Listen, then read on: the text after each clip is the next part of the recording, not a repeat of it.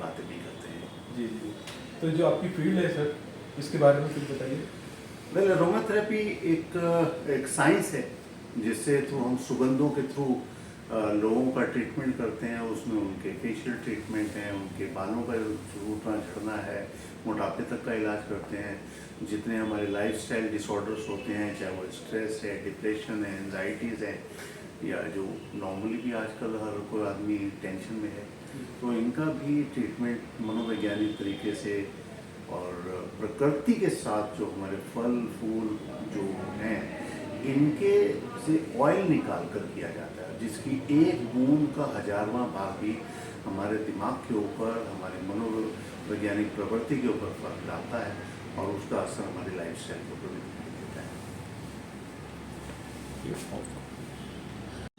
अस्सलामु अलैकुम, मैं ज़मीर अहमद अंसारी और आप देख रहे हैं Z news for you.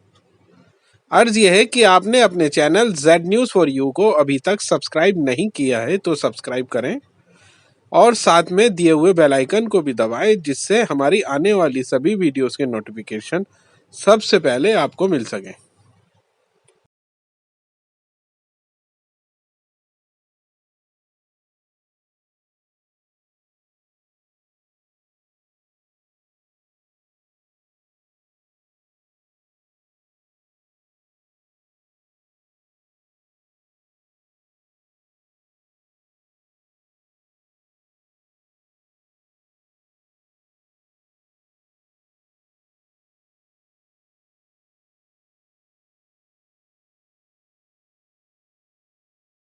Ready sir, 22 तारीख को जो प्राण प्रतिष्ठा का प्रोग्राम हो रहा है उसके ऊपर आपकी क्या प्रतिक्रिया है?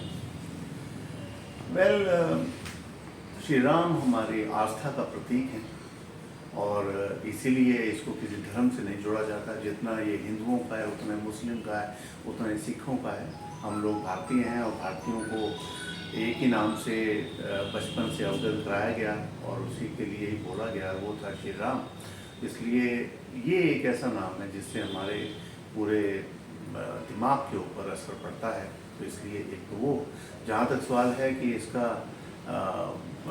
अयोध्या के अंदर क्या फ़र्क पड़ने वाला है, तो मुझे लगता है कि किसी भी जगह पर जितने लोग जाएंगे वहाँ का जिसको आप कह सकते हैं कि प्रोग्रेस या ग्रोथ या इकोनॉमी, इसके ऊपर तो फ़र्क पड़ता ही है। साथ में लोगों के अगर दिमाग के ऊपर असर पड़ रहा है तो मुझे लगता है वो ज़्यादा अच्छा है। जहाँ तक सवाल है कि उसमें इकोनॉमी के ऊपर ओवरऑल कितना फ़र्क पड़ेगा, तो मैं मान के चलता हूँ कि विज़न गवर्नमेंट का होता है कि वो क्या चाहते हैं, लेकिन लोग तो अपना जाएंगे ही जाएंगे। हर धार्मिक स्थल के ऊपर लोग जाते हैं, चाहे वो इवन चाहे अजमेर जाना हो तब भी लोग जाते हैं, हम भी लोग जाते हैं।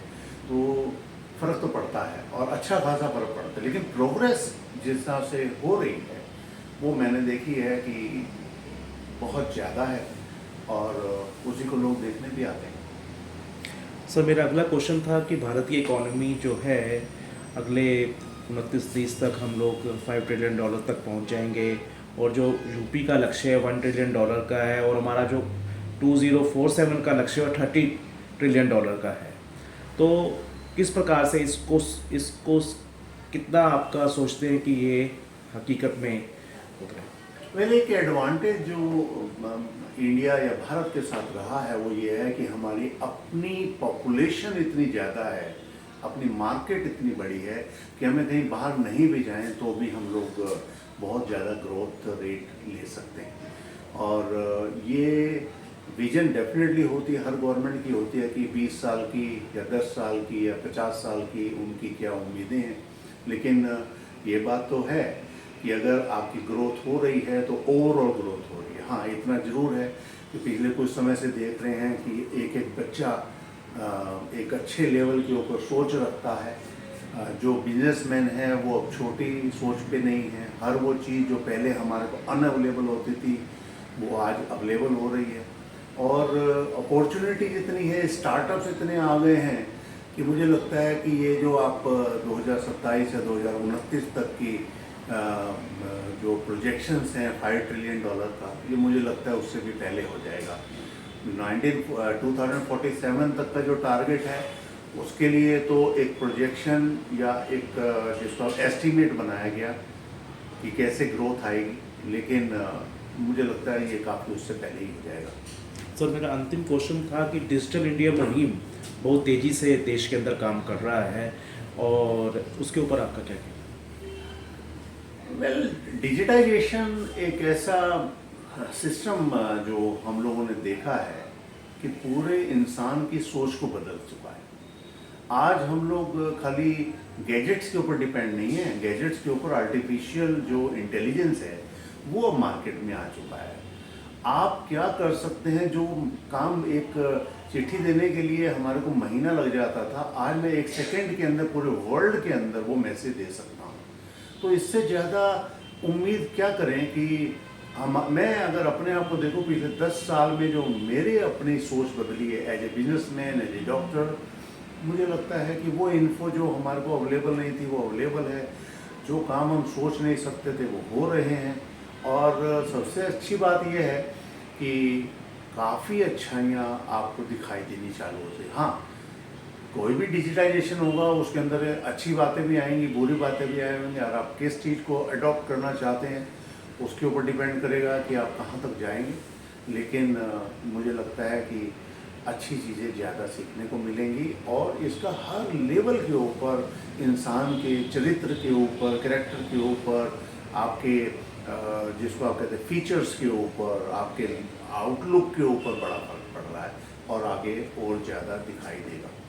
सर मेरा एक क्वेश्चन था कि जैसे भारत सरकार जो आत्मनिर्भर भारत की बात करती है, डिजिटल इंडिया की बात करती है, स्टार्टअप्स की बात करती है, डिजिटल पेमेंट की बात करती है, आपका ये जैसे उसको बढ़ाने की बात करती है कि क्षेत्र के अंदर कैसे युवाओं को रोज़गार कैसे मिले, सेल्फ एम्प्लॉयमेंट कैसे बढ़े, तो आपकी क्या सोच है? वेल, सोच तो यहीं से बदल गई थी कि जो 10 साल पहले मैं सोच रहा था कि इंडिया कैसा होगा या मैं कैसे इम्प्रूव करना चाहूँगा, कितनी ग्रोथ करना चाहूँगा, तो ग्रोथ तो पैसे के रूप में भी होती है लेकिन दिमागी तौर पर भी होती है। मानसिक रूप से मेरा विकास बहुत ज़्यादा हुआ है और मैं अब ये चीज़ थोड़ा सा बदल गया हूँ, ये सोचने के लिए मजबूर भी हूँ कि वो ज़माना चला गया जब हम कहते थे कि जितना आपका एक्सपीरियंस होगा आप उतने अच्छे होंगे। मैंने ये देखा है कि जो आजकल के बच्चे आ रहे हैं उनमें इतना टैलेंट है और वो इतना इनोवेशन कर रहे हैं कि मुझे लगता है कि उस चीज़ ने हमें ज़्यादा बदला है। आज मैं 15 साल के बच्चे की रिस्पेक्ट ज़्यादा करता हूँ, उसकी बात सुनता हूँ, समझता हूँ, क्योंकि वो काम कर रहे हैं ऐसा काम जो कि मैं तो सोच भी नहीं सकता था। और यही डिजिटाइजेशन की जो खूबी भी है कि हर चीज़ हर बच्चे से लेकर बुजुर्ग तक को पता है। हमारी डेफिनेटली है, मानसिकता में थोड़ा चेंज आएगा और वो आया भी है, लेकिन यंग जनरेशन, यूथ कहाँ तक जाएगा? Well, sky is the limit. हम लोग कहते हैं स्काई, लेकिन मुझे मालूम है कि मेरे को लगता है स्काई भी काफ़ी छोटा है और हम लोग तो ऐसी ऐसी बातें करने लगे हैं जो कि अनइमेजिनेबल आज से कुछ साल पहले होती थी। सर जो आपकी मेकअप इंडस्ट्री है, ग्रूमिंग इंडस्ट्री है, उसके अगले 5 साल का फ्यूचर आप क्या देखते हैं? कितनी एम्प्लॉयमेंट उसके अंदर जनरेशन की बात करते हैं और जो उसके अंदर यंगस्टर आ रहे हैं उनको क्या संदेश देना चाहते हैं? वेल, ये तो बड़ी पक्की बात है कि जैसे जैसे हम लोग थोड़े आउट गोइंग होंगे, एक्सट्रोवर्ट होंगे, अपनी बातों को ध्यान दे दो। आज का यूथ माइंडेड, हमारा जो इंडिया की पॉपुलेशन है या वर्ल्ड की पॉपुलेशन है, उसका एक मेजर चंक जो है इस समय यूथ है, स्पेशली इंडिया के अंदर।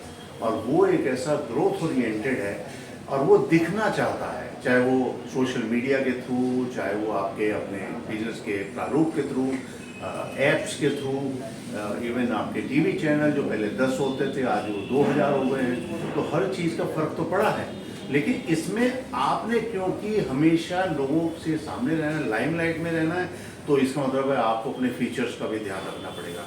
और जब फीचर का ध्यान रखते हैं तो आपके स्किन ट्रीटमेंट, आपका फेस, आपकी बॉडी, आपका हेयर टेक्सचर, आपका लुक कैसा है, इसके ऊपर ध्यान देना है।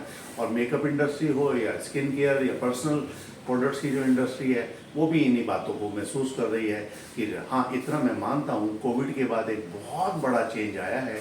और वो चेंज ये था कि लोगों की स्किन और बॉडी बड़ी चेंज हो चुकी है, इम्यूनिटी काफ़ी डाउन है और स्ट्रेस फैक्टर काफ़ी बढ़ गए हैं और इसके कारण स्किन के ऊपर एलर्जीज या सेंसिटिविटी काफ़ी ज़्यादा है। और जब ये स्किन की सेंसिटिविटी आती हैं तो पक्की बात है कि आपके प्रोडक्ट की नेचर भी चेंज होगा।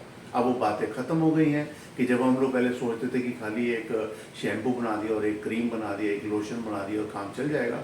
आज अलग अलग स्किन के लिए अलग अलग तरह के प्रोडक्ट डिवाइस किए जा रहे हैं और जब ये डिवाइस हो रहे हैं तो इसका मतलब है आप अपनी स्किन की देखभाल अपने टेक्सचर के हिसाब से, अपने फीचर्स के हिसाब से कर सकते हैं और डेफिनेट है आप इन बातों को अगर ध्यान देंगे तो कंपनीज भी उस तरह से प्रोडक्ट के ऊपर रिसर्च कर रही हैं और रिसर्च का मतलब है कि आपके पास अलग अलग तरह के प्रोडक्ट्स मार्केट में जरूर आएंगे। Thank you.